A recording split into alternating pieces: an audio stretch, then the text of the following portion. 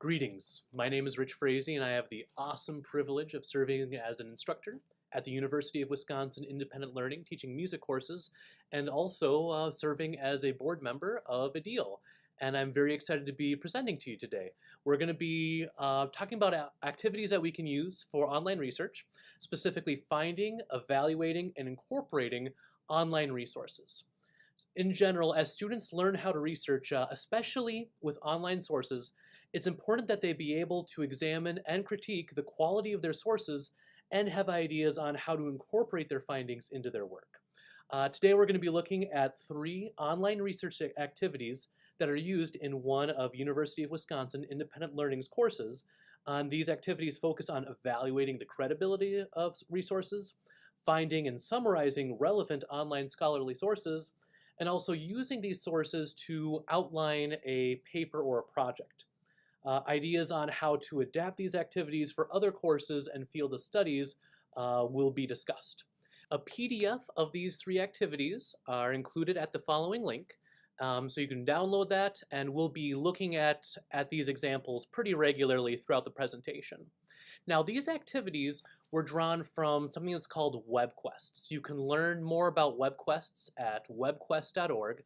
And the idea of a Webquest is it's an inquiry-oriented lesson format in which most or all of the information that learners work with comes from the web. That's again from webquest.org. And generally, a Webquest includes the following. It has an introduction. Generally, this is simply a short paragraph that introduces the material. There's a task. This could involve learning objectives. For example, why are the students going through this? What knowledge or skills will be attained? That includes the process. Essentially, this is the meat and potatoes of the activity. This is the prompt. This is the question that your student completes. And finally, we have a conclusion, essentially recapping what the student did, perhaps briefly summarizing learning objectives or big takeaways that you want students to have. So let's dive into these examples. They were created by Sarah Corpy and Joan Bell Cowell of UW Independent Learning, and they're for a course on the writer Ernest Hemingway. So the very first one, number 1, focuses on finding out preliminary information on Hemingway using both general and scholarly resources. So if we look at activity number 1, discover Hemingway.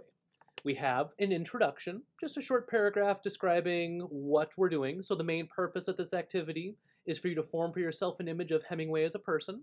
And the second purpose of this activity is to conduct an internet search using reliable sources. So we have then the task. We have learning objectives that are included there. And then again, we get to the meat and potatoes, the process. So it says to complete this Webquest, review the resources below, then complete the content reflection document. So there's part A, a general search, where students can use any general search engine that they want to learn more about Ernest Hemingway. And then as they're going through this, they're actively considering what kind of web resources did you find? Are they reliable? How do you know? And then just kind of thinking about in which circumstances would it be appropriate to use these web resources. Then we have part B, the scholarly search, where students are now using at least 2 scholarly search engines to look up more information about Ernest Hemingway. And then again, as they're going through, students are answering what kind of web resources did they find? Are these web resources reliable? How do they know? And in which circumstances would it be appropriate to use these web resources? And then they have a reflection, and as they're going through these reflections, they have to answer, do you consider these sources reliable, and how or why do you know? Now, you can take this basic framework and adapt it to a wide variety of settings. Give students a subject matter to research, have them search with both general and scholarly sources, have them summarize what they learned, and have them evaluate the different sources that they used. Now, as a disclaimer, I'm by no means a Hemingway expert, but I've been able to adapt this assignment in some of my courses.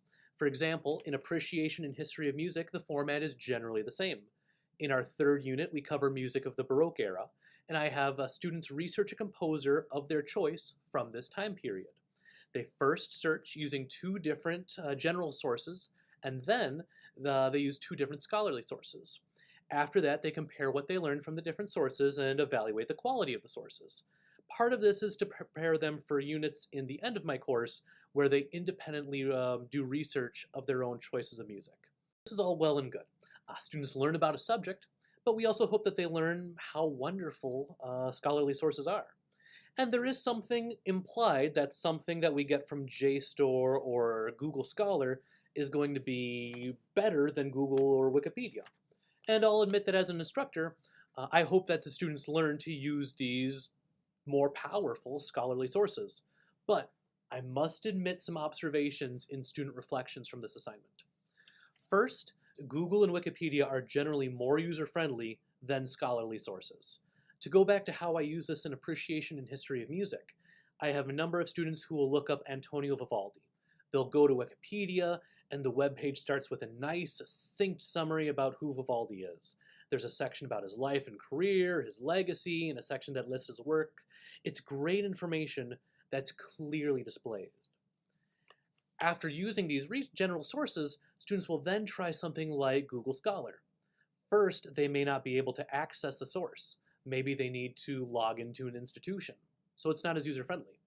And when researching something like an Italian composer, they might encounter something that's in Italian. It could be a great source, but unless they're fluent in Italian, it may not be of much help.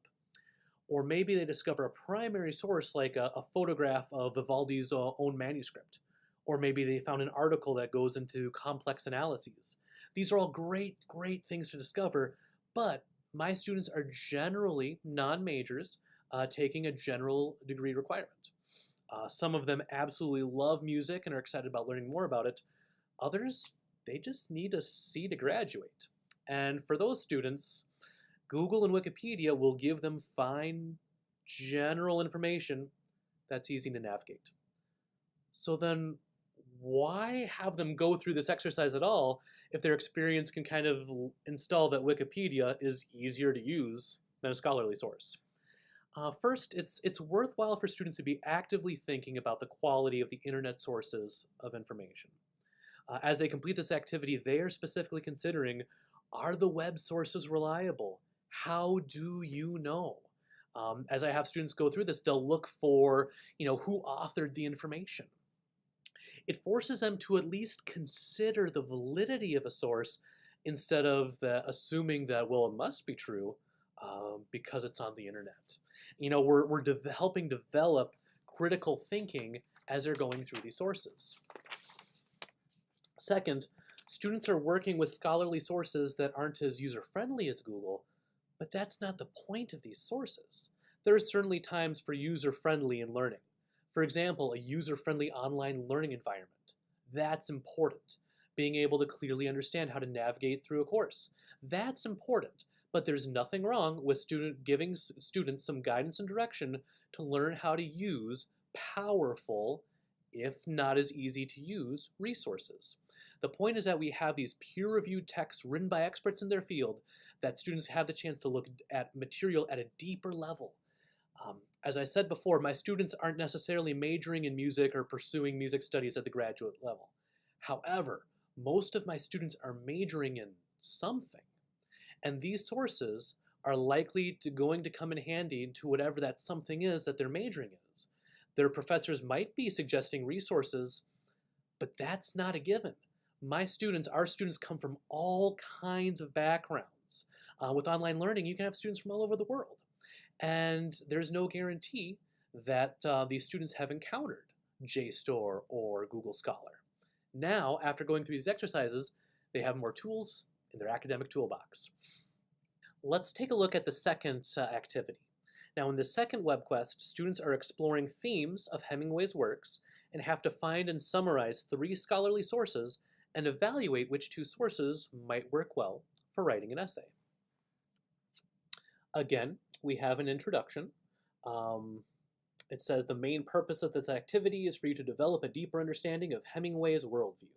And the second purpose of this activity is for you to locate reliable sources that will be useful for you in writing your module for the paper.